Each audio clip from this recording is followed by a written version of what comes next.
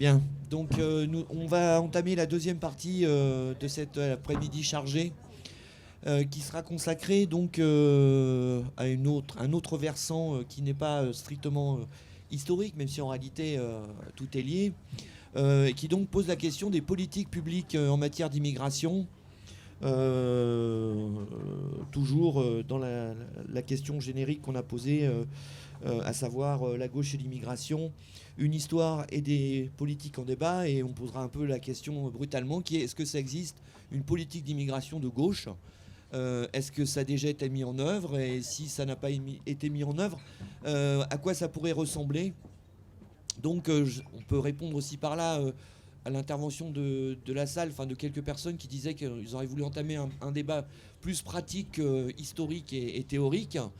Euh, à ce propos d'ailleurs, puisque je parle au nom du groupe d'histoire sociale, nous abordons ces questions régulièrement, mensuellement, puisque mensuellement nous organisons ce genre de réunions. On a déjà eu des débats, notamment par exemple autour du dernier livre de Stéphane Beau, La famille Belloumi, où on a abordé aussi, je vois Mamet Kaki, la question des mémoires coloniales dans la société française.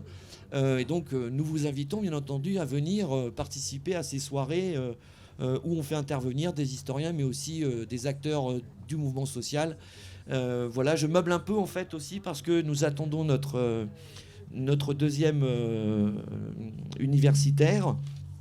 Donc, je vous propose qu'on poursuive selon la même méthode, c'est-à-dire qu'on donne la parole à la salle, sachant que deux des intervenantes de la table ronde doivent impérativement partir à 20h au plus tard. Impérativement.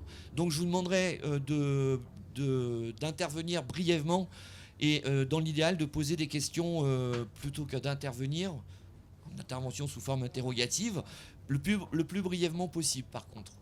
Donc Daniel Lochac, donc, professeur de droit public émérite Paris-Nanterre, spécialiste très connu de toutes ces questions, et Virginie Giraudon qui doit nous rejoindre, qui est, on lui dit, au téléphone, qui elle aussi est spécialiste de ces questions, mais plutôt dans une perspective de comparaison des politiques d'immigration, des politiques publiques d'immigration à l'échelle européenne.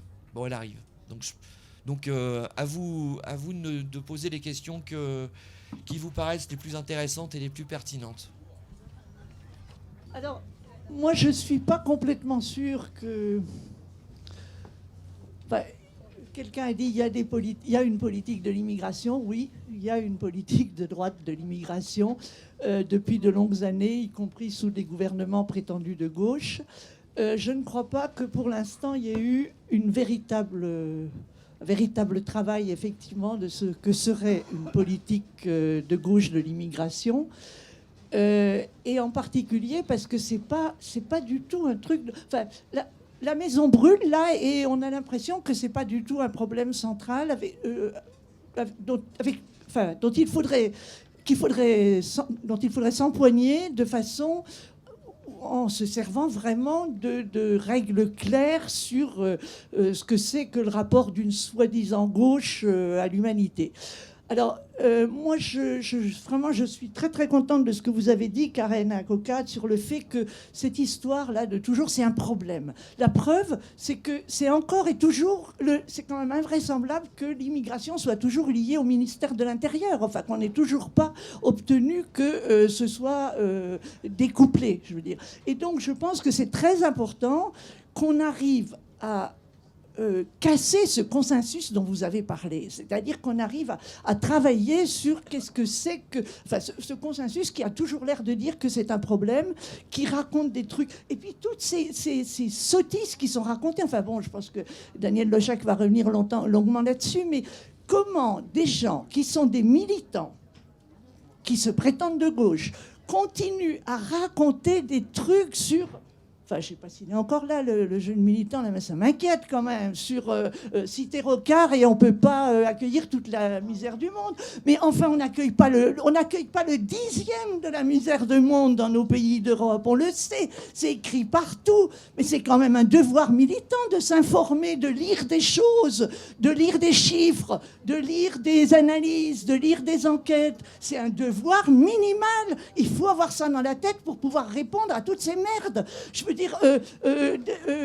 Claire Rodier et Emmanuel Terreil, c'était en 2008 leur livre Réalité et fantasme de l'immigration. On a le droit de s'approprier ça. Il faut arrêter de raconter des bêtises sur le fait qu'on reçoit la misère du monde. C'est pas parce que le 18e arrondissement nous saute à la gueule dans sa misère, ça, il y a déjà des gens qui l'ont dit. Bien sûr que c'est épouvantable, mais c'est rien du tout par rapport à l'immigration qui se déplace.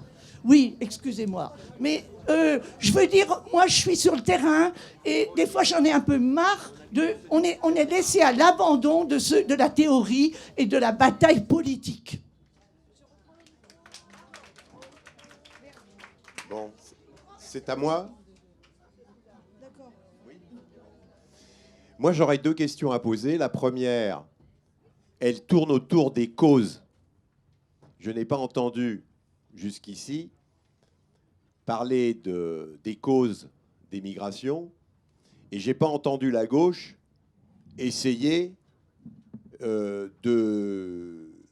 d'agir sur les causes de façon qu'on puisse développer harmonieusement toutes les contrées sur toute la planète. C'est-à-dire que les politiques n'interviennent sur les conséquences des migrations. Moi, je voudrais qu'on intervienne sur les causes. La deuxième question que je voudrais poser, c'est que moi qui suis 100% fils d'immigrés, mes parents, lorsqu'ils sont venus ici, ils ont eu un accueil qui n'a rien à voir avec l'accueil déplorable des migrants aujourd'hui. Et je veux dire que, donc, ce qui serait intéressant, c'est de voir pourquoi il y a cette différence. Là, je questionne un peu les historiens. Pourquoi les immigrés ont été reçus d'une certaine façon à la Libération, dans les quelques années qui ont suivi la Libération, et pourquoi aujourd'hui ils sont aussi mal reçus alors que on est un pays beaucoup plus riche qu'on était à la sortie de la Deuxième Guerre mondiale. C'est-à-dire qu'on ne parle pas des moments où il y a eu, je dirais, un accueil des immigrés qui était d'une meilleure qualité que l'accueil scandaleux qu'il y a depuis que le mouvement réformateur néolibéral a pris le pouvoir. Voilà.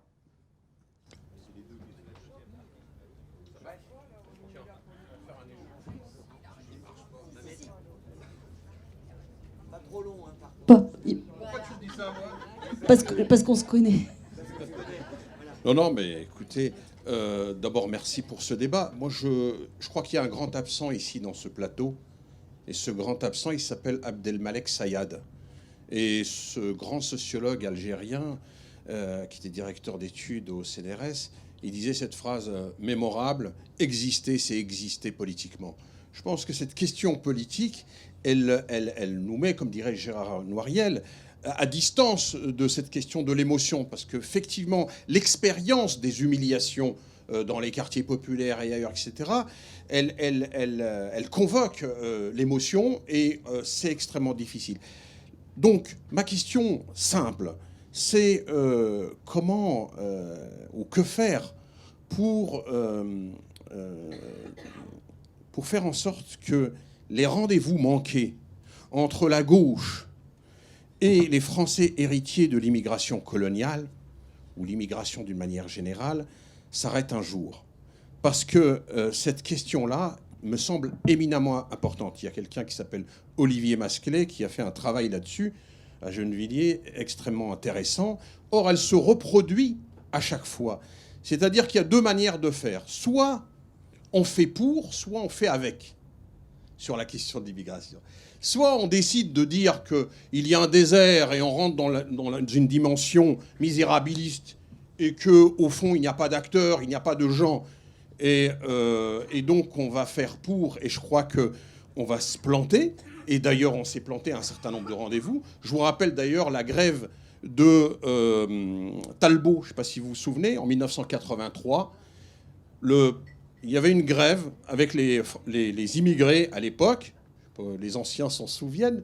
Et cette grève, c'est une grève sociale importante, qui n'était pas une grève autre que des revendications sociales, sous la bannière de la CGT à l'époque.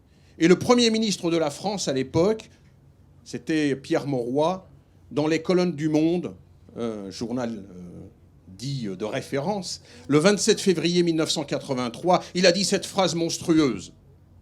Ces gens-là n'ont rien à voir avec les réalités sociales françaises. Ce sont des gens qui sont manipulés par l'islamisme international. Voilà comment on met en place l'ethnicisation des rapports sociaux. Une question sociale, on la transporte à une question culturelle. Je pense que la gauche a cette responsabilité-là. Mais je reviens à ce que disait Gérard Noiriel, puisqu'on a mené des projets ensemble, un certain nombre de... Mais attendez, madame, pourquoi vous n'avez pas fait ça pour les autres, là? Non, mais je vais arrêter. Hein, c'est bizarre, quand même. Ça vous emmerde que je parle? Non, mais attendez, qu'est-ce que ça veut dire? Oui, non, mais d'accord, mais il y a des gens qui sont... S'il vous plaît, Bon, on va voilà, essayer de modérer. Voilà, On va modérer tout ça. Voilà, non, mais... Voilà, et je vous laisse avec Mais merci pour votre intervention. Et on faut faire court. On a 2 autres questions rapides. Je suis vraiment désolée. Mais non. Alors moi, ça va être très rapide. Hein. J'ai déjà préparé la question. Je peux parler ?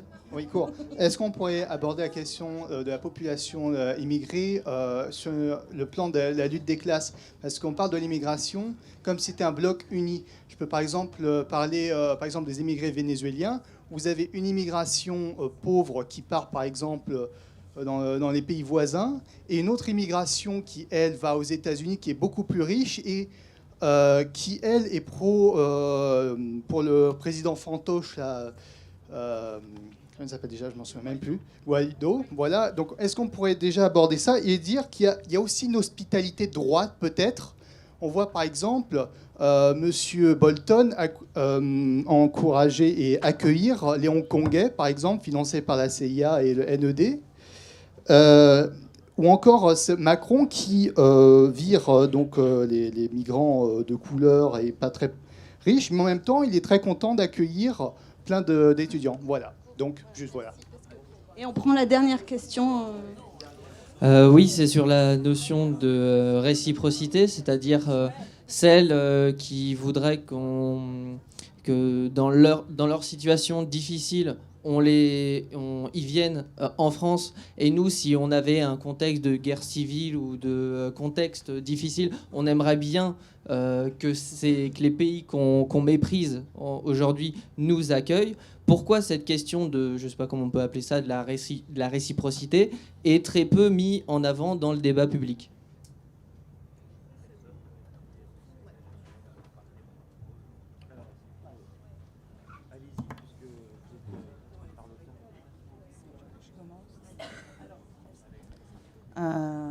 Bonsoir maintenant, parce que le temps, je pense qu'il fait bientôt nuit dehors. Vous m'entendez? Oui. Ouais. Virginie Guiraudon, chercheuse au CNRS. Oui, moi, en plus, je la filme avec elle. Donc, moi aussi, j'ai pas entendu qu'on me présentait. Alors, oui, je vais essayer de rebondir sur les questions. Ce que je viens d'entendre, c'est dans vraiment la continuité de ce qu'a dit Karen Akoka sur vraiment les représentations et les construits mentales sur l'immigration. Donc, j'ai compris que le monsieur disait qu'il y avait des bons immigrés et des méchants immigrés. Donc, il y avait des étudiants qui seraient des méchants immigrés parce qu'ils ne sont pas assez pauvres ou de couleur. Il y aurait les immigrés riches il y aurait les bons immigrés pauvres de couleur et les méchants immigrés riches. Bon, si on va pas donc c'est vrai que le terme d'immigration est un fait que chacun va renvoyer à son histoire personnelle, à des construits politiques, comme l'a rappelé Karen, discours des médias. Donc je pense que si on part là-dessus, c'est vrai qu'à la fois ça aide, ceci dit, à comprendre. Chacun en tête l'immigration. On a parlé de Sayad, donc ça c'est l'immigration algérienne. C'est très très particulier. Donc c'est vrai que c'est difficile de faire avancer le débat si chacun a dans sa tête qui est migré, qui ne l'est pas. Ceci dit, c'est une question fondamentale quand on parle de la gauche et l'immigration. Alors moi, je suis par exemple, je travaille en fait de façon comparée. J'ai en plus une tare, apparemment, ici, je suis canadienne, donc moi, je n'ai aucun problème avec le multiculturalisme. Là, monsieur a dit que c'était un truc horrible, anglo-saxon, etc. Dévoyé. Oui, non, mais je ne sais pas ce que c'est que le multiculturalisme dévoyé. Bon, moi, en tant que Canadienne, j'ai aucun problème avec le multiculturalisme. Oui, je suis désolée, je suis aussi binationale, donc canadienne et française, donc bon. Si on a chacun déconstruit on est braqué comme ça sur nos idées, ça va être un petit peu compliqué. Alors moi j'avais comme tâche, parce que j'ai pas beaucoup de temps, la gauche au pouvoir et l'immigration. Alors je vais pas partir de la Révolution française, je vais partir en fait de 1981. Ça va être assez simple. Donc pour le dire très simplement, donc la gauche au pouvoir, il y a 2 septennats de Mitterrand, donc il y a 1981, mais avec une période de cohabitation, 86-88, qui n'est pas anecdotique. Pardon, je parle trop. Plus proche ? D'accord. Donc 1980-1995, mais vous vous rappelez qu'il y a donc cette période de cohabitation très importante, 86-88, où la droite est au pouvoir et M. Chirac est Premier ministre. Et puis 1997-2002. Il faut savoir qu'à chaque fois, en fait, il faut regarder un petit peu avant. La période 78-80, par exemple, en France, il y a des émeutes dans les banlieues, il y a des violences policières, il y a des grèves de la faim de sans-papiers. Il faut savoir que la situation n'est pas du tout facile à la fin des années 70. Le PCF explique que les immigrés sont responsables du chômage en France. Et le candidat de la gauche de 81 a quand même été, mêlé à la guerre d'Algérie. Mais malgré tout, il y a un énorme espoir en 1981. Et donc, effectivement, Mitterrand est élu. Et c'est le moment où l'espoir ne va pas être tout de suite déçu, justement, avant le tournant néolibéral de 83. C'est au contraire là où on va avoir des choses assez importantes. Par exemple, la loi de 1901 sur les associations empêchait les étrangers d'avoir des associations. C'est à ce moment-là qu'on va l'autoriser. Il va y avoir en quelques années 4000 associations d'étrangers qui vont être créées. Malgré tout, la déception est à la hauteur des attentes. On se retrouve, je fais donc le parallèle, 97-2002. Avant, donc 97, on a aussi la droite au pouvoir. Et on a Saint-Bernard, pour ceux qui s'en rappellent, une proposition de loi, la loi Debré, des gens dans la rue. Et là, par contre, personne n'est plus dupe. Il y a un magnifique texte que je vous invite à lire parce qu'il est encore en ligne, qui s'appelle « Nous sommes la gauche », qui a été rédigé et signé par 40 associations, dont le GISTI, qui rappelle que oui, la gauche officielle n'a plus rien à dire et à faire sur l'immigration, mais qu'il y a vraiment toute une activité associative en France, une organisation. Le GISTI, ça existe nulle part ailleurs. Hein. Peut-être chez les Néerlandais et encore, et peut-être aux États-Unis, mais il y a une vraie convergence des luttes, en plus avec les gens qui défendent les sans-papiers, ceux qui sont militants ACT UP, et qui disent à la gauche officielle, attention, là, vous ne nous faites plus le coup. 97, comme à chaque fois, il y a un début plutôt, on va dire, par exemple, il y a une régularisation, en 97, c'est la dernière grande régularisation. Et puis après, vous connaissez la suite. Et alors, dans la suite, je pense qu'il y a des choses peut-être intéressantes pour votre parti, dont je comprends qu'il n'y a pas une doctrine sur l'immigration, mais déjà, ce que vous avez dit, la gauche est extrêmement divisée, puisque c'est la gauche plurielle en 97, concept qui a un peu disparu. Mais c'est vrai qu'on retrouve à ce moment-là, par exemple, les chevènementistes, Jean-Pierre Chevènement, ministre de l'Intérieur, qui a une vision sécuritaire matinée de tiers-mondisme sur l'immigration assez incroyable. Donc, c'est-à-dire qu'il faut que les gens restent chez eux. On va faire du développement, qui est une vision très, effectivement, assez différente de d'autres membres de la gauche plurielle. Mais pour revenir à la gauche au pouvoir, on a un peu à chaque fois la même chose. D'abord, effectivement, juste après l'élection, au début du cycle électoral, on lâche du mou, et très vite, je suis désolée, je ne vais pas mettre ce micro là. Bon, un revirement.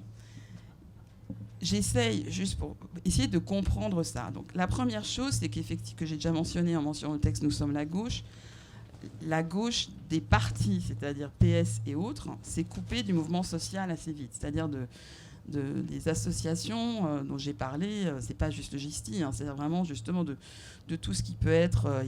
Plus tard, il y a eu RESF, enfin d'autres mouvements. Mais quand on pense à la gauche au pouvoir, c'est aussi la gauche au pouvoir dans les villes. Et là, en France, moi qui travaille toujours en comparé, je suis étonnée par le fait que ni les structures partisanes en France, ni les municipalités ont essayé d'intégrer, au sens d'inclure les personnes immigrées, d'origine immigrée, tout ce que vous voulez, première, deuxième génération, si vous voulez, dans les mairies et les structures partisanes. Il y a une différence entre, par exemple, le Parti socialiste français et le Parti travailliste anglais et le SPD allemand, qui est vraiment très très flagrant. Donc il y a tous ces barons locaux importants, la ville, le PS à Marseille, Lille, enfin pas n'importe quelle ville. Au pire, on prenait quelques élus associatifs comme des token candidates, on dit en anglais, c'est vraiment pour faire bonne figure un mandat. C'est comme ça que ça s'est passé dans les 80-90. Et puis après, aller vaquer à vos occupations. Il n'y avait pas le droit de vote aux élections locales. Ce sont aussi des populations même naturalisées pour des raisons qui ont trait à leurs caractéristiques sociodémographiques, ne sont pas les plus inscrites sur les listes ou celles qui votent le plus, le PS, mais les autres partis de gauche ne se sont pas préoccupés de ces populations. Maintenant, on sait que par exemple, les enfants d'immigrés, on est à plus de 6% de l'électorat qui vote. C'est quand même pas rien. Et ça, en France, on ne l'a pas fait. Donc la gauche au pouvoir, je pense que moi, c'est la gauche au pouvoir au niveau local comme au niveau national. C'est-à-dire ce fait de ne jamais prendre en compte en fait, cette parole immigrée.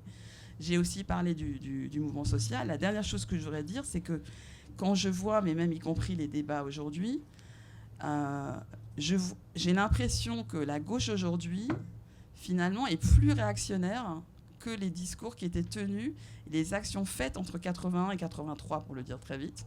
Ce que je vais appeler le moment multiculturel, le moment interculturel, ou en tout cas le moment où on a osé parler du droit à la différence en France. Mais surtout, pourquoi il est réactionnaire ? Parce qu'on ne parle pas justement de l'immigration d'aujourd'hui. On parle de l'immigration qui est en fait l'immigration de l'après-guerre. Si vous habitez à Paris, la plupart d'entre vous, ou dans les banlieues avoisinantes, la diversité des parcours, justement, de l'origine des personnes, de quel pays ils viennent, des raisons pour lesquelles ils viennent, est beaucoup plus variée que dans les années 70. Donc il y a plus que il y a autre chose que cette immigration postcoloniale. Et à la fin, on reste toujours sur ces débats-là. Et du coup, on parle par exemple de l'intégration, de l'assimilation, comme si on était à cette époque-là. C'est un peu dommage. Par exemple, on a une loi qui a été adoptée en 2001 en application des directives européennes pour lutter contre la discrimination ethno-raciale et religieuse d'ailleurs. Et finalement, ce tournant, il n'a pas du tout été pris. C'est-à-dire que la loi a été adoptée, mais dans la réalité, même au niveau local, c'est très difficile de faire avancer les choses. Parce que je ne vois pas comment une personne qui est née en France, ou même dont les parents sont nés en France, qui n'est pas perçue comme française, qui est dans ce qu'on appelle le déni de francité, qui a du mal à avoir un logement, un travail, peut se considérer immigré, alors que ses parents sont venus dans les années 60 ou 70. Donc on parle encore d'immigration, alors qu'on devrait parler de lutte contre discrimination, et finalement, la gauche est restée attachée à cette vision finalement qui existait, oui, qui était peut-être pertinent dans les années 70, au début des 80, mais qui ne l'est plus. Et je vous invite non pas à lire des articles de sciences sociales, mais à réécouter quand même certaines des interviews qu'avait donné Rachida avant de décéder, qui expliquaient ça très bien, quoi. Être français et algérien et à chaque fois être renvoyé à qu'est-ce que vous pensez du communautarisme, c'était déjà un problème pour lui, et on est resté, je pense que la gauche n'a jamais évolué par Et peut-être parce qu'elle ne s'intéresse pas, comme disait la dame, à ce que publient les chercheurs. Mais en tout cas, juste pour dire que la gauche a toujours été, finalement, même au pouvoir, en période électorale très vite. C'est-à-dire un moment d'ouverture, et puis après, on pense aux élections suivantes. Et comme on ne prend pas en compte, justement, les populations concernées, très vite, on regarde, on caricature, on regarde des sondages, etc. Voilà, je m'arrêterai là.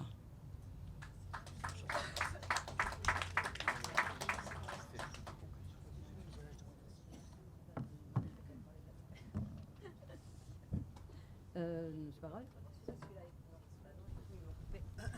Ah non, c'est bon. Oui, oui. Alors, bon, il y a juste... je vais peut-être reparler un petit peu aussi de la gauche au pouvoir, puisqu'on nous avait donné finalement le même sujet. Mais je vais essayer de rajouter des choses. Je voudrais juste dire quelque chose quand même sur la période après 1945.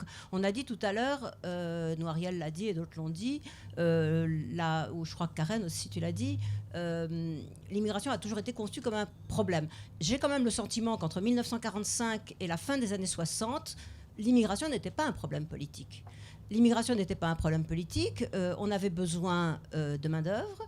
Et tout le système qu'on avait mis en place, extrêmement contraignant en 1945, avec un monopole de l'Office national d'immigration, etc., a volé en éclats. Et en fait, il y a eu une immigration complètement dérégulée et qu'on a appelée plus tard sauvage quand on a trouvé que ça suffisait comme ça. Et tout à l'heure, quelqu'un a dit, mais on a été accueillis, mes parents ont été accueillis tout à fait différemment qu'aujourd'hui. Alors, c'est vrai, c'était complètement différent parce que les gens entraient facile. Il n'y avait pas de problème de liberté de circulation. Les gens entraient en France avec un passeport. Il n'y avait pas de visa à l'époque. Et ils venaient en touriste, enfin comme ça. Ils trouvaient un employeur. Ils obtenaient au bout d'un certain temps leur régularisation. Ils étaient pas mal exploités. Ils étaient mal logés. Ils avaient beaucoup moins de droits sur le papier qu'ils n'en ont aujourd'hui, où il y a eu quand même, et c'est ça le paradoxe, d'énormes progrès dans l'égalité des droits entre les Français et les étrangers en situation régulière. Mais sauf qu'aujourd'hui, les gens, la frontière, elle passe entre ceux qui sont en situation régulière et ceux qui sont en situation irrégulière et qui, en fait, pour la plupart d'entre eux, devraient être en situation régulière. À ceci près quand même que ce que je viens de dire n'est pas tout à fait juste, parce qu'on a recréé des différences par rapport au type de titre de séjour, je pense aux droits sociaux ici notamment, et qui sont extrêmement discriminatoires ou discriminants. Bon. Donc ça, c'était sur la période de 1945. Ça a commencé à être de nouveau un problème à partir de des années 68, et bien entendu, 1972, les circulaires Marcellin-Fontanet qui disent qu'il n'y aura plus de régularisation, et puis 1974, la suspension officielle de l'immigration de travail. Sachant que la suspension officielle de l'immigration de travail a eu des conséquences sur toutes les autres catégories d'étrangers, parce que, en voulant contrôler les fameux flux, eh bien, on a contrôlé l'immigration familiale, les touristes, les réfugiés, les étudiants soupçonnés d'être de faux réfugiés, de faux étudiants, de faux touristes et de faux conjoints ou des conjoints de complaisance. Et ça n'a jamais arrêté. Alors, je viendrai à la fin sur le reproche, mais pourquoi est-ce qu'on ne travaille pas les partis ça, je peux vous dire qu'on a essayé de le faire, donc je le dirai à la fin. Qu'est-ce que serait une politique de gauche? Je voudrais quand même revenir sur la période 1981, qui est quand même très significative. Parce que 1980, c'est vrai que c'est un état de grâce. C'est vrai qu'il se passe énormément de choses venant après une période extrêmement dure, qui est la fin du septennat giscardien, avec une politique de répression très forte, d'expulsion de jeunes, etc. Et quand la gauche arrive au pouvoir, c'est vrai qu'on rompt avec la logique sécuritaire. On va rapporter les expulsions qui avaient été prononcées. On va faire cette grande opération de régularisation. C'est intéressant parce qu'à l'époque, c'est le travail qui justifie. C'est la dernière fois que c'est le travail qui justifiera. Dans des grandes régularisations. Après, il y a eu les luttes ponctuelles où le travail a aussi été important pour justifier une régularisation. Et puis, les conditions du regroupement familial sont assouplies. Et puis, surtout, la loi de 1981 est une loi qui donne énormément, énormément, oui, c'est vrai, de garanties contre l'éloignement. Et les expulsions, d'ailleurs, tombent de 3000 à quelques centaines, même pas quelques centaines. Hein, parce qu'il y a des protections, il y a plein de catégories qu'on ne peut plus expulser et qu'on ne peut plus, puisque c'est le nouveau mot, reconduire à la frontière quand elles sont en situation irrégulière. C'est même le juge qui doit prononcer la reconduite à la frontière. Ce n'est plus l'administration. Alors ça, c'est le bon côté des choses. Et puis surtout, en 1984, bon, pour des raisons finalement un peu aléatoires, mais c'est venu, il y a la carte de 10 ans, qui est aussi une conquête formidable, qui a été ensuite progressivement grignotée avant d'être complètement rejetée par les lois Sarkozy. Mais ce qui m'intéresse, c'est que cette rupture avec le passé, d'abord, elle n'est pas totale, parce que, bon, d'abord, sur le droit de vote qui était dans les 110 propositions de Mitterrand, on renonce à la faire immédiatement. Et moi, ma conviction, c'est que si on l'avait fait à l'époque, le Conseil constitutionnel aurait dit que c'était constitutionnel. Hein, parce que bon, le droit est quand même pas une... Enfin, si, c'est une science très exacte, mais enfin, je veux dire, l'interprétation qu'il a donnée, on aurait pu donner une autre interprétation. Donc on cède là-dessus. Et puis surtout, l'idée générale qu'il faut maîtriser les fameux flux migratoires. Oh merde. D'accord. Elle reste là. Et ce qui est extraordinaire, c'est que la gauche va conserver deux des dispositions qui avaient été le plus sévèrement critiquées de la loi Bonnet, le fait de pouvoir reconduire d'office, enfin, éloigner d'office les gens qui sont en situation irrégulière, et surtout la fameuse, ce qui ne s'appelait pas encore la rétention. Il faut savoir que quand, dans la loi Bonnet, pour la première fois, on décide que les étrangers sous le coup d'une mesure d'expulsion, puisqu'à l'époque l'expulsion c'est aussi désormais pour les irréguliers, peuvent être enfermés, il faut savoir que non seulement les partis de gauche, la gauche s'élève contre ça, mais toute la profession des juristes, qui n'est pas une profession extrêmement progressiste, dit mais comment c'est possible d'enfermer des gens qui n'ont pas commis de délit? C'est un truc qui paraît fou. Eh bien, la gauche va le conserver, simplement en l'encadrant de beaucoup de garanties sur le papier dont on verra bien que finalement elles ne tiennent pas, etc. Et puis surtout, par rapport à l'ère du temps, qu'est-ce qu'on constate? Le tournant, bon, c'est d'abord la fin 82. À fin 1982, quand la grande régularisation est terminée, on dit, bon, maintenant, on va quand même lutter contre l'immigration irrégulière. Et puis, surtout, 83, Dreux, la victoire du Front National. Et à partir de ce moment-là, et je crois qu'aujourd'hui, on en est encore là, la droite se cale sur l'extrême droite et la gauche se cale sur la droite pour ne pas paraître laxiste. Et c'est à l'époque qu'on va avoir la fameuse déclaration de Mitterrand sur l'opposition entre les immigrés installés qui font partie de la réalité nationale et les clandestins qu'il faut renvoyer et contre lesquels il est légitime de sévir. Et déjà à l'époque, d'ailleurs, on est sur le truc fermeté, humanité. Ça n'a jamais cessé. Donc ça, c'est vraiment le truc. Et ensuite, la fameuse phrase de Laurent Fabius, que l'extrême droite pose les bonnes questions, mais n'apporte pas les bonnes réponses. Et donc, cet engrenage fait que finalement, ça va servir à rien, puisqu'en 1986, c'est quand même la droite qui va passer. Et puis ensuite, vous connaissez la suite de l'histoire. Alors, un arrêt en 1990, au moment de la loi Joxe, donc 88-89. Là aussi, la gauche arrive au pouvoir, elle met quand même du temps à remettre en cause la loi Pasqua. Finalement, ce sera la loi Joxe qui est en gros une bonne loi, avec les mêmes réserves que j'ai dites tout à l'heure, mais qui revient quand même aux acquis de 81 et 84. Mais c'est quand même sous la gauche que l'on va légaliser les zones d'attente, que l'on va... et puis toute une série d'autres mesures qui sont notamment liées d'ailleurs à la mise en œuvre de la Convention de Schengen. Et puis ensuite, la suite vous la connaissez, 98, c'est Chevènement, tu as dit ce que tu en pensais, mais il n'y a pas que ça. C'est que Chevènement, il va créer la carte vie privée et familiale d'1 an.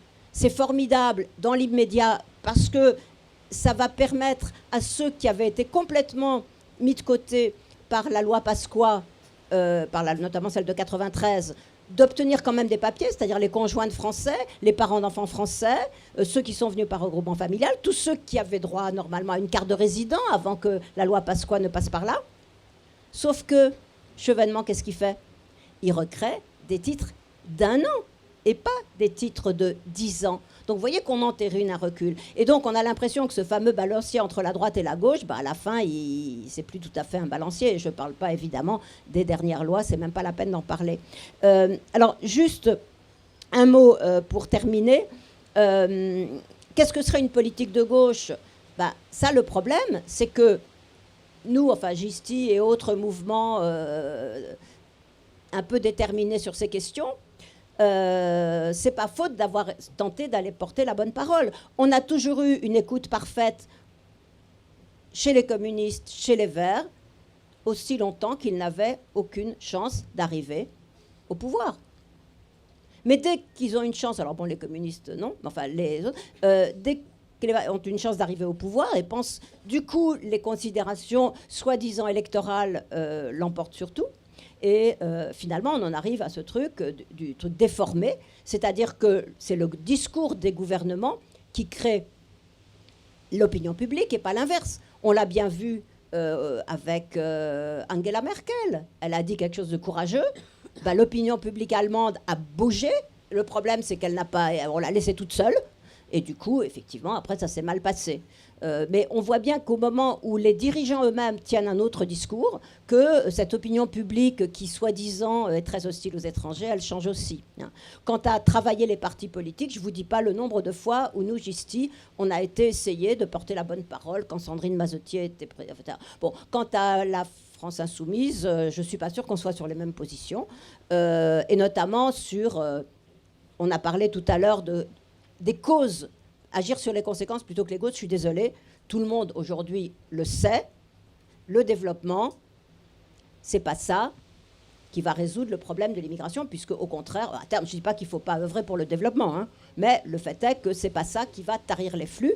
Et en fait, il faut réfléchir autrement sur pourquoi refuser d'accueillir des gens, pourquoi accepter ce monde fracturé en deux, ceux qui vivent bien, dans des démocraties pas parfaites, mais enfin ça va, qui mangent à leur faim, qui n'ont pas de taux de risque d'aller en prison et qui peuvent voyager où ils veulent, et les autres qui crèvent de faim ou simplement qui n'ont pas de perspective, c'est un petit peu ce que tu disais, ou qui sont persécutés et qui, eux, sont assignés à résidence. Bon, moi, je trouve que c'est comme ça qu'il faut poser le problème et pas en termes de « ah oui, il faut d'abord essayer de les faire développer pour qu'ils ne viennent pas chez nous, etc. etc. » Voilà.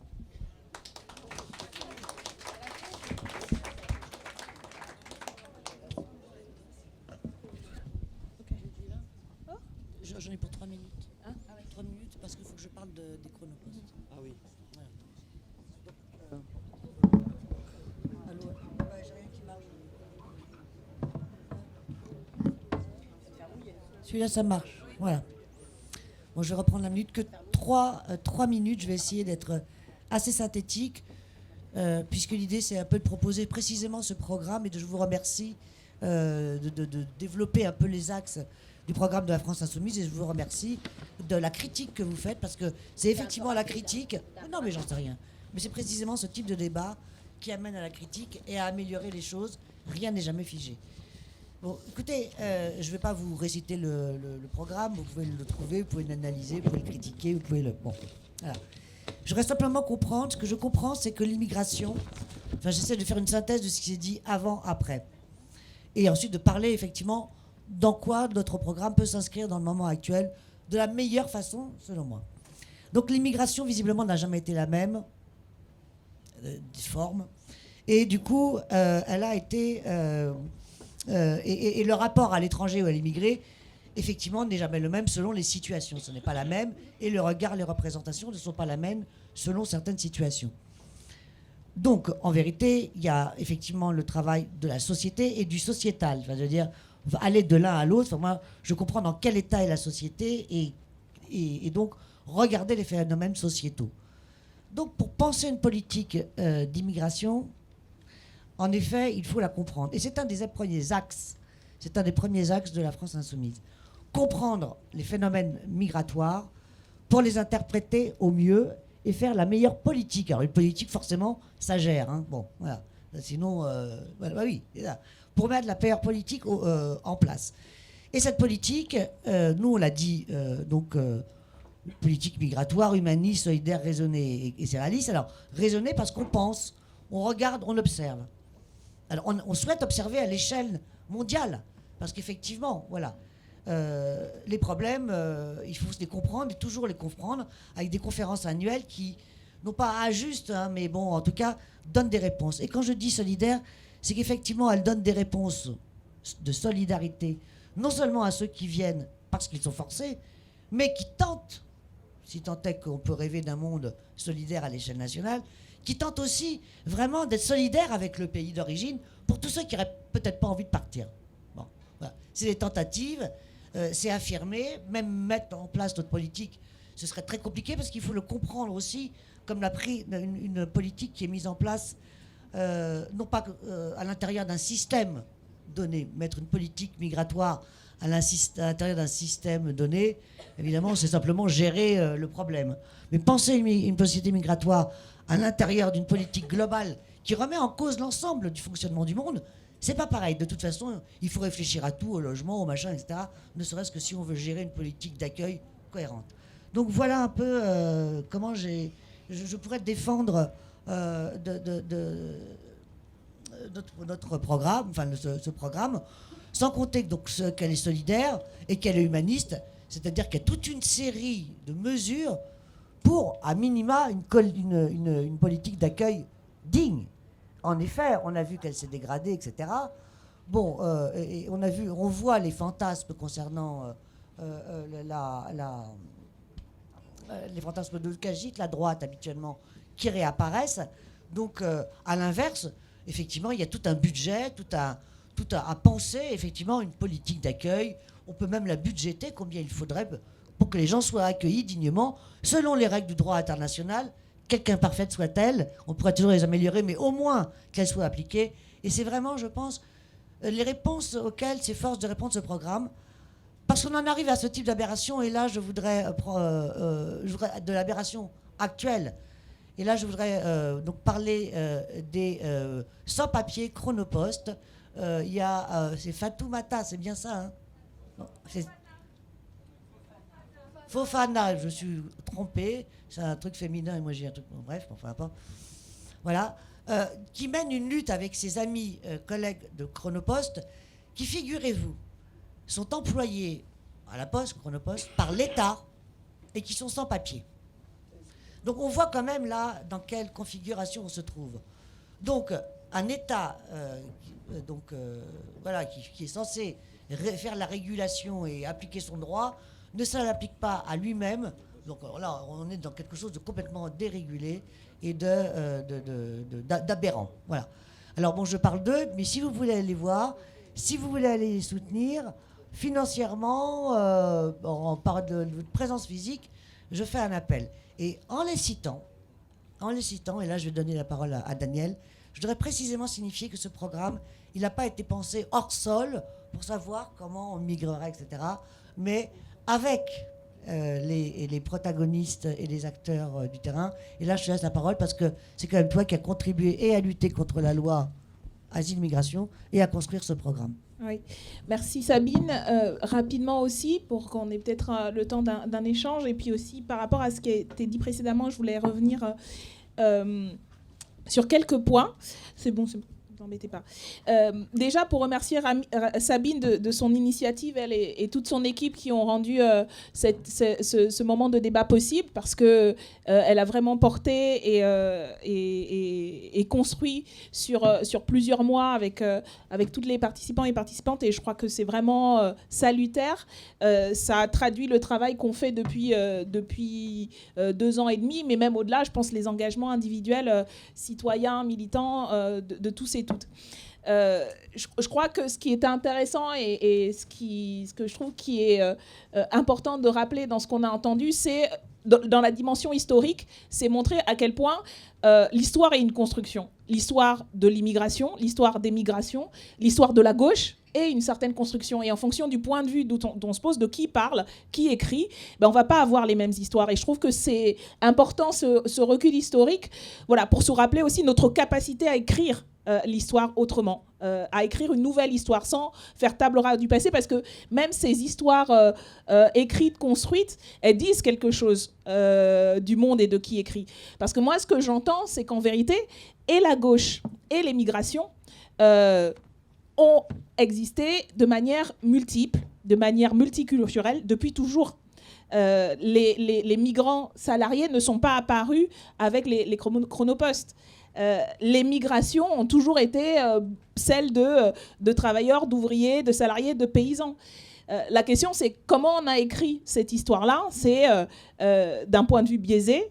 Comment on a écrit l'histoire de la gauche, de la classe ouvrière, en homogénéisant et en mettant de côté celles et ceux qui venaient des empires coloniaux, celles et ceux qui existaient en tant que femmes, celles et ceux qui avaient une identité de genre ou de sexe, etc.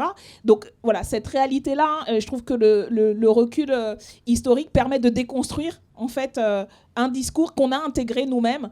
Et c'est pour ça qu'on voit, quand on parle de la gauche et l'immigration, comme si la gauche n'était pas l'immigration. C'est et est. Et je trouve que c'est vraiment intéressant pour ça, et parce qu'on a besoin de faire ce travail de déconstruction de nous-mêmes, de ce qu'on a intégré. Et pourquoi est-ce qu'on dissocie, je l'ai entendu, la question sociale, en gros, économique, syndicale, ouvrier, gauche, et la question sociétale. L'immigration comme si elle était en dehors de ça. Pour moi, c'est une question sociale, économique, démocratique. La question des migrations. Et comment on l'aborde et comment on le construit. Le deuxième point, rapidement, par rapport à ce qui a été dit, et je trouve que c'est bien que ça a mis plusieurs mois à se construire ce débat. Et je pense que Sabine a expliqué son initiative. C'est parce que il y a quasiment un an, il nous a été fait un procès en bonne gauche et bonne politique migratoire. Et je reviens là-dessus parce que j'ai entendu aussi ce qui était dit de ce que les uns et les autres imaginaient qui était notre positionnement en tant que mouvement, qui n'a pas une doctrine ou qui a... et je pense que c'est important de revenir, parce que si on veut discuter de comment on construit une autre politique migratoire, faut le faire sur des bases réelles et concrètes de ce que disent et de ce que font les uns et les autres. Et c'est aussi pour ça qu'on revient sur notre programme, qui est le fruit d'un travail. Nous sommes les héritiers et héritières de cette gauche-là, de cette gauche et de cette histoire-là construite et construite avec des points de vue très biaisés. Et donc nous assumons cette diversité-là avec ses écueils. Ça a été dit, de Mitterrand à Marchais au Parti communiste, avec les compromissions et traditions, y compris des Verts, etc. Nous sommes dans notre mouvement ces sensibilités-là, ces gauches-là, pas toutes y compris, parce que les gauches d'émigration, les gauches noires, arabes et autres sont peu présentes dans le mouvement, mais le fait est que nous sommes tout ça. Et avec ses limites, mais en partant de ce qui a fait aussi une tradition, un engagement, des combats. Et c'est ce que nous avons essayé de mettre comme point de départ de notre travail dans la campagne, à travers le livret d'abord qui a été produit pendant la campagne présidentielle, et aussi dès le départ de notre travail parlementaire, qui nous a permis, et c'est sur cette base-là que nous avons mené toutes les batailles qu'on a menées contre... pas seulement la loi Asile-Immigration, parce que cette loi-là, elle est venue après d'autres, déjà dans les débats sur la sécurité intérieure et la lutte contre le terrorisme, parce qu'on a un nouveau paradigme qui est arrivé et qui a construit le discours sur l'immigration, c'est celui de la lutte contre le terrorisme. Et donc, déjà, c'est le premier grand texte qu'on a examiné à l'Assemblée nationale. Je suis membre de la commission des lois, et c'est pour ça qu'on fait ce travail préparatoire en fait au texte en séance, et donc on a eu tout de suite ces textes-là. Il y avait déjà ça, il y a eu d'autres textes, la remise en cause du droit de sol, avec une proposition de loi sur Mayotte spécifique qui est clairement une remise en cause du droit de sol. On a eu une proposition de loi sur les dublinés, la systématisation de la rétention, bien avant déjà la loi Asile-Immigration. Et donc, nous avons fait ce travail parlementaire-là dès le premier jour où on est arrivé, sur la base du travail du programme, du travail des équipes thématiques, de ces bouts et parts de tradition de gauche et de travail politique, avec l'idée de mettre en cohérence ce que nous portons et notre ambition de prise de pouvoir et de comment on aborde ces questions-là, pas de manière déconnectée, mais dans le cadre de notre stratégie émancipatrice. Et donc, moi j'appelle aussi, y compris dans les dialogues, parce qu'on parle de la gauche, des gauches, des migrations, dans les dialogues qu'il va falloir qu'on reconstruise entre nous, je vais finir là-dessus, au respect de cela. Parce que je ne crois pas, nous, ça ne nous a pas empêché de faire ce travail. Et d'ailleurs, l'initiative de Sabine le montre. Et ce qu'on prépare pour la semaine prochaine maintenant, puisque ça a été repoussé, puisqu'il va y avoir le débat à l'Assemblée nationale maintenant annuel sur la politique migratoire en France et en Europe. Et on a prévu à cette occasion de lancer une campagne de notre mouvement et du groupe parlementaire sur ces questions-là, en travaillant avec le mouvement dans son ensemble, mais aussi les équipes thématiques de la France Insoumise. Donc si vous voulez plus de détails, il y a des copains qui sont présents et nous-mêmes, on pourra vous en donner. De toute façon, vous allez en entendre parler. Donc ça ne nous a pas empêché de faire ce travail-là, mais si on veut reconstruire ensemble un autre discours, une autre politique, il faut le faire sur des bases, y compris de critiques réelles, et pas le mauvais procès qui a été fait à la France Insoumise sur l'a priori de ce que pourrait être la position de la France Insoumise, parce que sur chaque question, je pense qu'on a des réponses qui ne sont pas parfaites, que ce soit y compris sur la question des causes des migrations. Et ça, on l'assume, de dire il faut parler des causes des migrations forcées, mais même plus que des migrations forcées, la question du changement climatique et de cet enjeu planétaire qui va arriver, qui arrive déjà. Et comment est-ce qu'on discute de ces causes-là et de comment on gère cela, comment on gère ces flux mondiaux, etc. Donc oui, on le dit, et ce n'est pas faire une concession à l'extrême droite ou à la droite ou à je ne sais qui que de le poser. En tout cas, voilà le sens de notre travail depuis... individuellement et collectivement depuis souvent des années, des décennies, des fois professionnellement, de notre engagement citoyen et en tant qu'élu à la France Insoumise. On l'a toujours fait et on continue de le faire, d'ailleurs en discussion avec les associations, les collectifs, la CIMAD, etc. Là, la campagne qu'on est en train de construire et qu'on va annoncer, elle est faite en discussion avec, suite aux interpellations aussi d'organisations de défense des droits humains, par exemple Amnesty sur la question de la violation des droits humains aux frontières. Et donc on a construit, on va à la fois faire des propositions de résolution pour des commissions d'enquête et des actions sur ce sujet-là. C'est aussi un travail, et je finis vraiment là-dessus, qui est construit à partir de la solidarité concrète. Moi, je suis, en plus d'être habitant du 19e, élu d'une circonscription qui est, où les habitants et habitantes et la population migrante et sédentaire est directement concernée. Et c'est depuis 2 ans et demi qu'on fait ce travail de solidarité aux personnes migrantes sur la question de l'hébergement, sur la question de la distribution alimentaire. Donc c'est aussi à partir de ce travail-là et des questionnements que cela pose et des difficultés quand on est élu, de se dire voilà, comment on fait dans une des villes les plus riches du monde comme Paris pour accueillir dignement, même si on sait que la responsabilité elle est étatique et que nous, en tant que parlementaires, on n'a pas de pouvoir exécutif.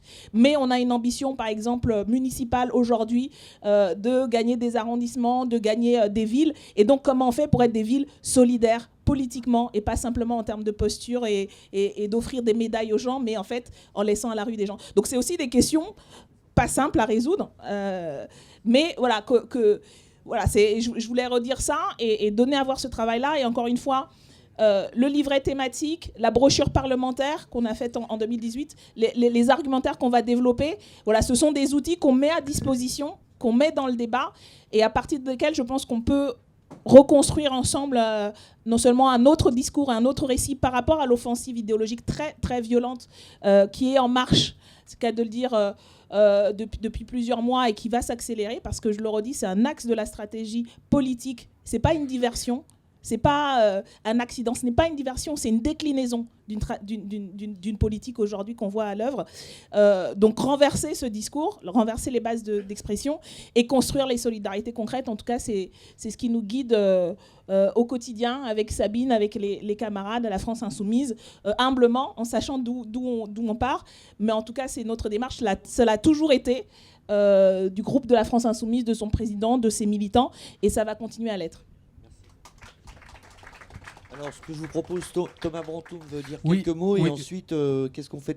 On clôt ou on fait un... Je vais répondre à la salle, moi, très vite, à 3 questions qui ont été posées. La première, c'est, monsieur, au fond, vous avez parlé de la lutte des classes.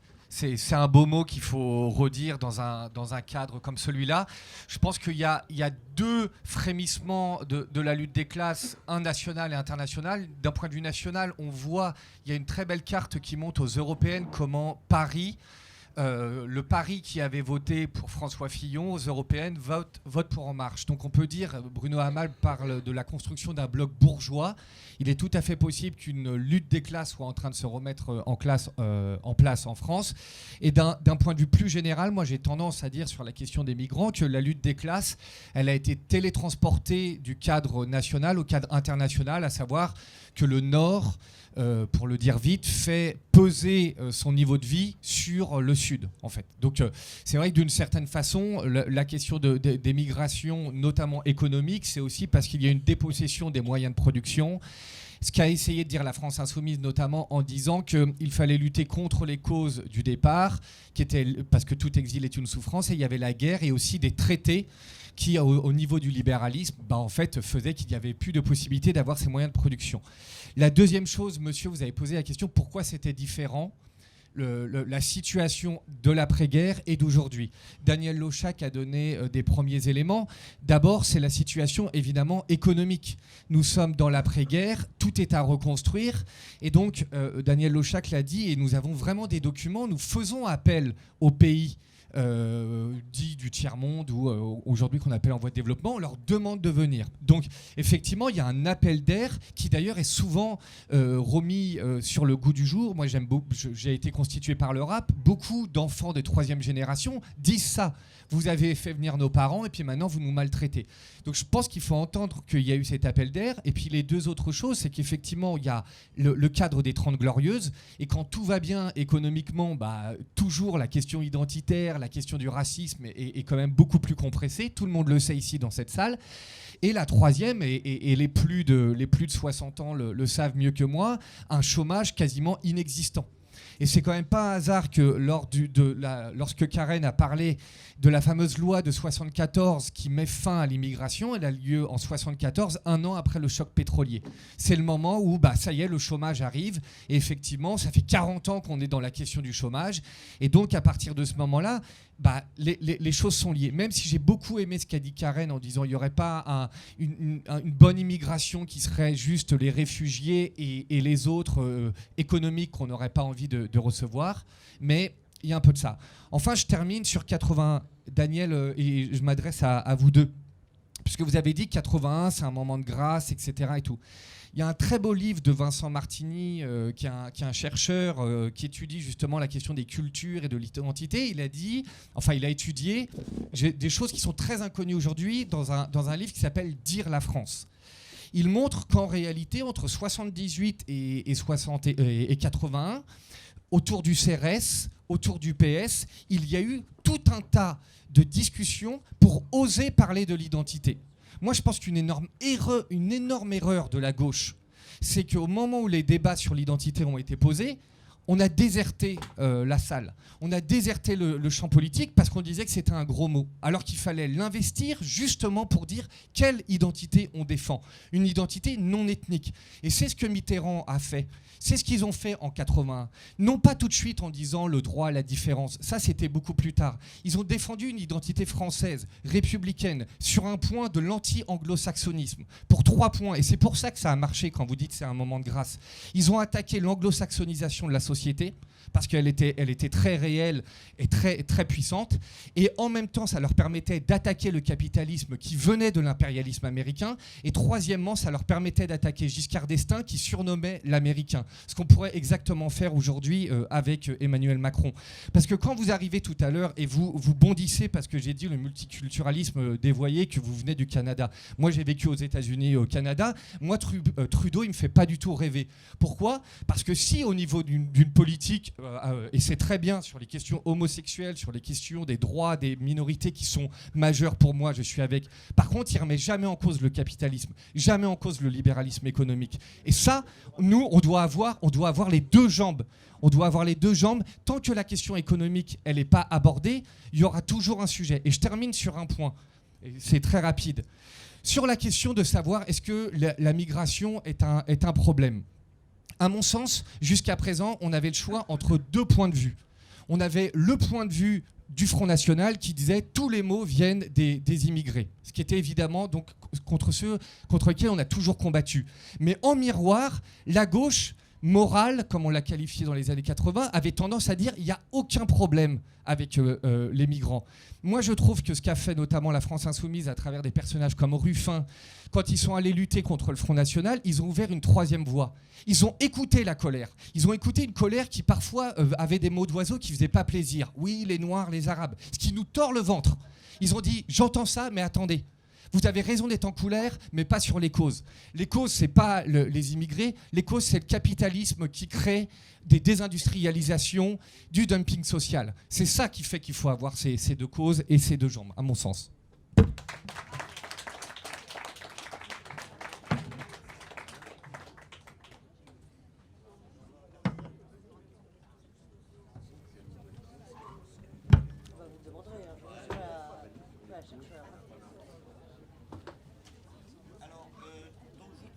Je vous propose une trentaine de minutes de débat entre la tribune et la salle, même si, compte tenu de l'horaire, une partie de nos participants nous ont quittés. Voilà, donc les micros doivent être disponibles. Est-ce qu'il y a des intervenants parce que je vois pas, j'ai la lumière dans les yeux en fait. Est-ce qu'il y a des intervenants dans la salle qui peuvent revenir à la tribune ou ils sont tous partis? Non, je crois qu'ils sont tous partis. Ah.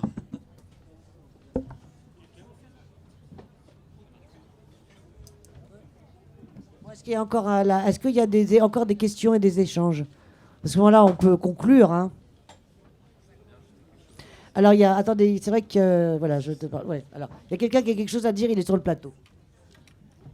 Merci. Alors, je voudrais juste ajouter une simple remarque concernant les conditions d'analyse aussi de l'immigration et sur la séquence contemporaine. Bien sûr, je suis beaucoup moins spécialiste en ce qui concerne vraiment nos années présentes. Néanmoins, je suis assez frappé par l'écart entre le discours politique et les réalités techniques et institutionnelles. C'est-à-dire que, à mon sens, il y a une sorte d'inflation du discours dans la sphère politique entre une sorte de deux pôles dialectiques, d'un côté le macronisme et de l'autre le national-populisme, qui passe complètement sous silence le fait que le pouvoir, la violence institutionnelle qui est mise en place par l'État macronien, mais qui lui préexiste, est très très forte, est extrême en fait. Par ailleurs, vous avez dit qu'effectivement les migrations n'étaient jamais les mêmes, c'est tout à fait vrai. Néanmoins, il y a une invariance dans cette histoire migratoire, c'est celle de l'État et des institutions qui héritent des différentes exceptions qui se sont pérennisées dans les institutions. C'est-à-dire que je parlais par exemple de l'exemple franco-belge, les émeutes qui ont lieu en 1892 donnent une loi qui, au départ, n'est qu'une exception. C'est un fait historique absolument contingent. Mais il se pérennise sous la forme d'une loi. Pareil avec la question de l'exclusion des Chinois aux États-Unis. Au départ, c'est une affaire locale, ça se passe en Californie, mais il y a une pression qui fait de cette exception une loi qui la pérennise dans le temps et dans l'espace. Donc je pense que la question des institutions, en tant qu'intermédiaire entre les réalités géographiques et démographiques mondiales et de l'autre notre perception sensible, est extrêmement importante. D'autant que je conclurai sur ça. J'avais été invité en 2017 à Berlin, donc par l'Institut Genshagen et l'Institut Montaigne, donc voilà, à droite. Il y avait Jean-Marc Ayrault et compagnie, enfin des gens qui travaillaient pour les institutions de régulation de l'immigration à l'échelle de l'Europe. Et il s'avère qu'on ne peut pas faire l'économie dans l'analyse migratoire de la puissance de la régulation européenne, de la violence qu'exerce l'Europe à l'encontre des immigrations qui lui viennent du dehors. Par exemple, si on prend un simple fait démographique, les migrations que l'on reçoit en France, l'immigration en fait en France, est à 80% de l'espace Schengen, et le reste provient de partout dans le monde. Et même, je crois que les niveaux sont encore plus extrêmes. Donc voilà, il faut aussi se poser la question de que peut faire le politique ou la politique vis-à-vis d'institutions qui sont elles-mêmes héritières de discriminations qui leur sont intrinsèques et d'un exclusivisme qui leur est intrinsèque. Je ne sais pas si c'est clair, hein, mais je pense que c'est une question qui est un peu lourde. Hein. Les institutions, c'est lourd, c'est pas forcément sympa à étudier ou analyser, mais ça fait partie de la... C'est un nœud quand même de la question migratoire contemporaine.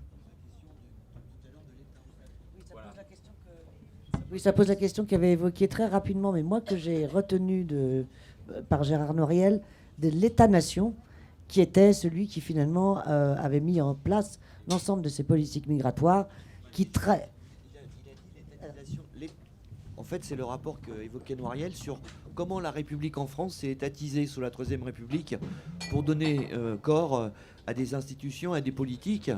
Et sans être spécialiste de ces questions-là, ça me fait penser aux enquêtes ethnographiques qui ont été faites dans les préfectures sur la manière dont, en fonction de la préfecture de Bobigny ou la préfecture de Limoges, les cadres moyens de l'État, qui sont censés pourtant pratiquer la même politique, en fait, mènent des politiques qui sont totalement différentes.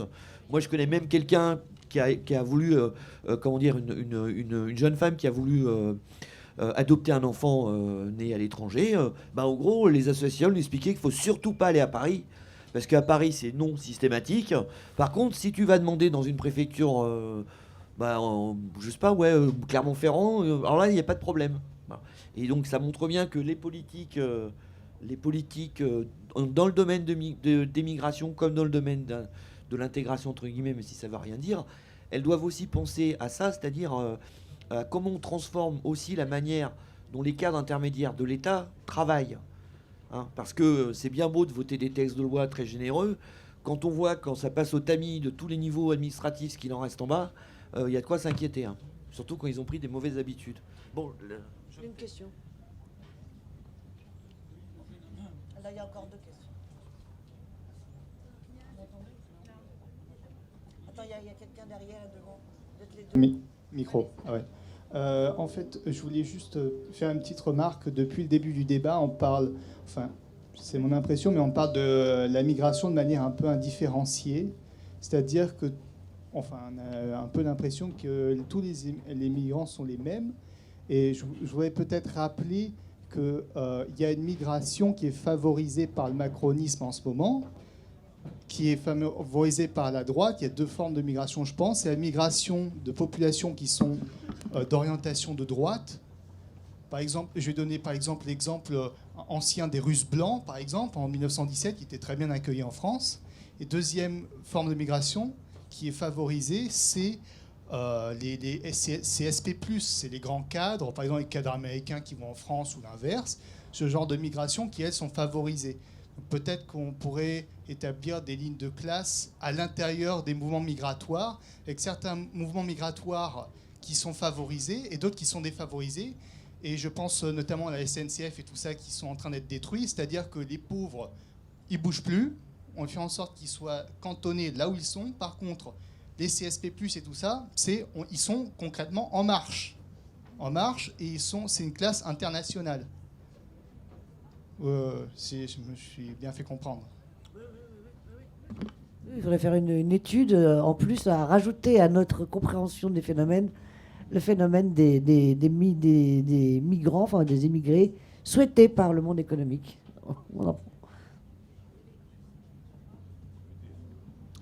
Oui, bonsoir. Je fais référence au texte contre lequel la France Insoumise s'était réveillée il y a 1 an à peu près, dont vous parliez tout à l'heure. Je me rappelle très bien de cette déclaration, et il y avait sous-tendu, on va le dire, enfin, je l'ai estimé comme ça, toujours on retrouve le problème de l'islam.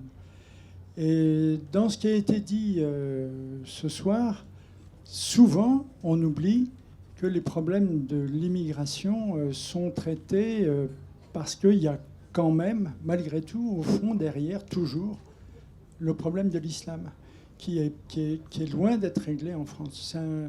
On a l'impression que c'est en filigrane, que c'est pas traité ça s'appelle en dernière analyse, ça s'appelle du racisme. Et c'était très clair en filigrane de ce texte qui avait été fait la fois précédente. Enfin, c'était simplement un petit... C'est une question en même temps. Hein.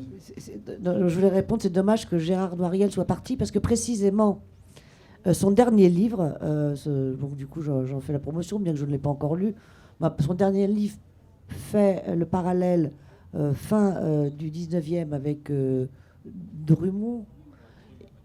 Édouard Drummond et Zemmour à l'heure actuelle, et il analyse, je crois, la grammaire, c'est-à-dire la rhétorique et la diffusion par la presse d'un phénomène qui n'existe peut-être même pas, que les gens ne vivent même pas, mais dont il finit par créer la réalité, ne serait-ce que par le discours. Voilà.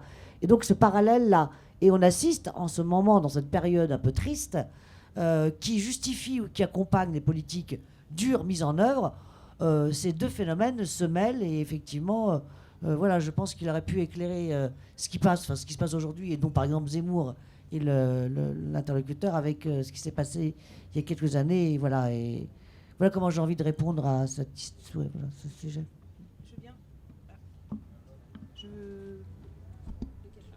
Celui-là marche. Rapidement, pour revenir sur la dimension européenne, je pense qu'elle est très importante. D'ailleurs, nous, le travail qu'on a fait et qu'on continue à faire et qu'on prépare, on le fait en coordination avec nos députés européens. Et donc, moi-même, je suis membre de la Commission des affaires européennes et c'est un axe de travail important. Sur le point sur la ligne de classe entre les migrants. Pour moi, la question, c'est pas qui favorise le mouvement, parce qu'en vérité, on va dire le grand capital a intérêt au déplacement des populations. D'ailleurs, organise le déplacement des populations. Donc la question, c'est pas simplement le fait que les gens migrent ou bougent, c'est à qui sont données les possibilités de le faire dans de bonnes conditions, de manière légale, etc. Parce que l'exemple des Chronopost, mais d'autres, beaucoup d'autres le montrent, c'est-à-dire que le capital continue à avoir besoin et à favoriser l'irrégularité des salariés sans papier, parce que c'est dans leur intérêt. Donc, d'une certaine manière, la mobilité et le caractère international de la force de travail a toujours été intégré dans la structure du capital et dans les stratégies d'exploitation, etc. La question, c'est les conditions et qu'est-ce qui est permis, et le fait que quand on est sans papier, on a moins de droits, on est plus facilement exploitable, etc. Donc je pense que c'est de cette manière-là que la ligne de classe se situe. Et du coup, moi, j'étais plutôt sensible à l'idée de dire il n'y a pas d'un côté les bons et les mauvais migrants. Par exemple, sur l'exemple des étudiants, il y a les étudiants qu'on accueille extra, mais en vrai, aujourd'hui, avec l'augmentation des frais d'inscription qui a été mise en place, c'est certains étudiants, effectivement, qu'on va plus favoriser. Mais d'une certaine manière... ça aussi, ça fait partie de la stratégie, parce qu'on sait qu'un certain nombre viendront quand même, seront sans papier et pourront être exploités. Moi, il y a une dimension, et ça rejoint peut-être ce que vous dites, je sais pas ce qu'il y avait derrière les manifestes et autres d'il y a un an. Je vois très bien les stratégies d'un certain nombre d'instrumentaliser ça contre la France insoumise, notamment celles et ceux qui étaient et sont en responsabilité directe, par exemple à Paris, et responsables de la situation des personnes sans papier ou à la porte de la Chapelle. Je n'en dirai pas plus là-dessus, mais il y a une dimension aussi importante et structurelle dans le débat sur les politiques migratoires, c'est la question du racisme. Parce que une des différences entre les migrations, c'est cet axe-là. Et je ne dis pas qu'il n'y a pas eu des formes de racisme ou de xénophobie envers les migrants italiens, polonais, etc. Bien sûr, y compris qui étaient traités et où il y avait justement une construction de qui est français ou qui est blanc très nord-sud. Par exemple, les Italiens ou les Portugais, on retrouve dans les préjugés contre les Portugais, par exemple, des stéréotypes racialisants. Mais une des dimensions des différentes populations migrantes contemporaines, c'est qu'elles sont noires, arabes, musulmanes, ou issues y compris d'un rapport particulier qui a été la colonisation et qui était une forme économique et politique de domination et d'exploitation. Et donc, c'est cette dimension-là structurelle et qui continue à travailler nos sociétés aujourd'hui, y compris vis-à-vis de ces Français et Françaises dont les parents sont des migrants issus de pays colonisés et qui sont considérés comme des Français de seconde zone parce qu'il y a cette dimension du racisme structurel. Et on voit comment, bien sûr, que la question migratoire ne se résume pas à la question de la lutte contre le racisme ou du racisme, etc. Et je trouve que c'est important de ne pas assimiler, de renvoyer en fait des Français et Françaises qui subissent le racisme à une question de migration, etc. Mais donc, une des dimensions structurelles qu'il faut prendre en compte, c'est la question du racisme et de comment les migrants, aujourd'hui, l'image du migrant, et cela a été dit, je finis là-dessus, c'est le sans-papier ou l'exilé de la porte de la Chapelle. Alors qu'aujourd'hui, en France, une bonne moitié, je crois que c'est 40% des migrations, c'est européenne, communautaire. Et ça aussi, c'est une construction. Et la dimension du racisme et de la lutte contre le racisme et les discriminations est pour moi fondamentale dans la politique migratoire et donc la compréhension qu'on a de la construction du problème migratoire comme la construction du problème musulman et autres.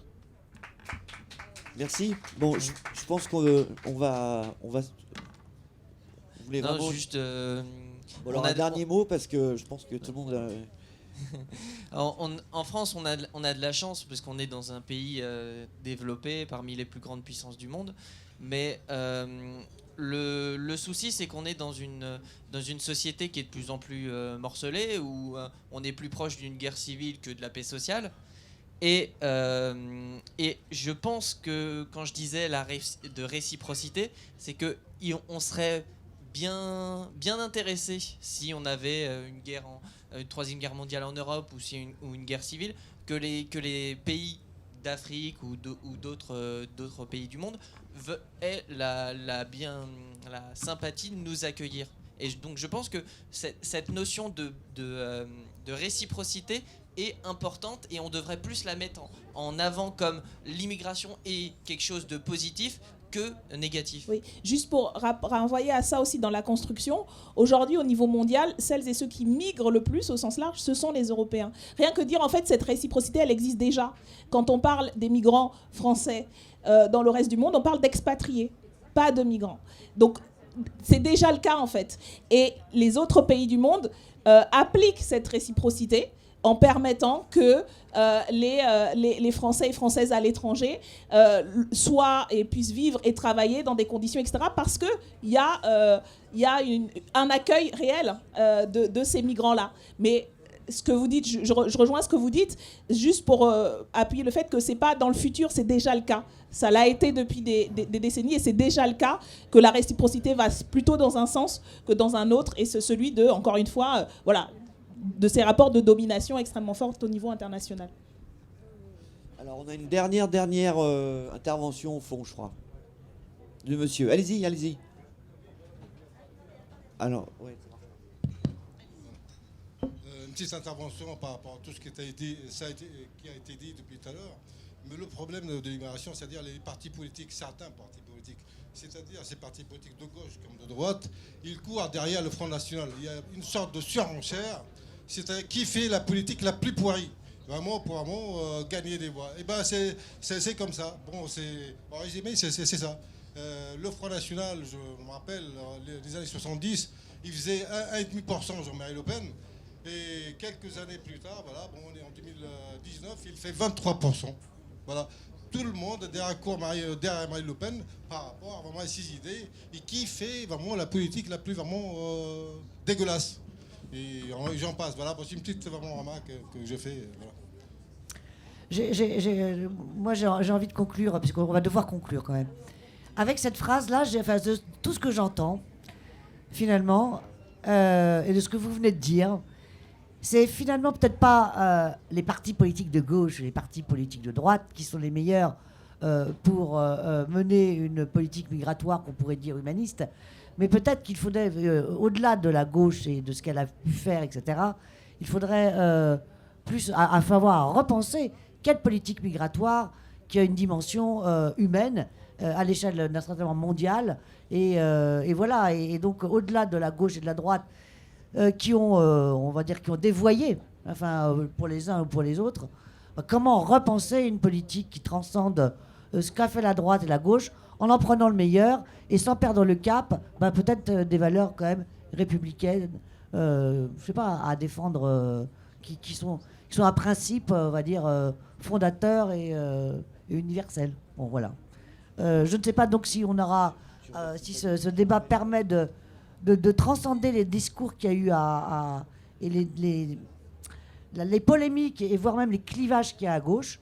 Je ne pense pas, mais en tout cas, on a tous les éléments pour répondre que cette histoire, elle n'est pas linéaire, qu'il y a des situations différentes, que les réponses politiques de droite ou de gauche, finalement, ne sont pas forcément toujours ce que nous, on veut dire de gauche, c'est-à-dire humaniste, pour trouver un autre mot.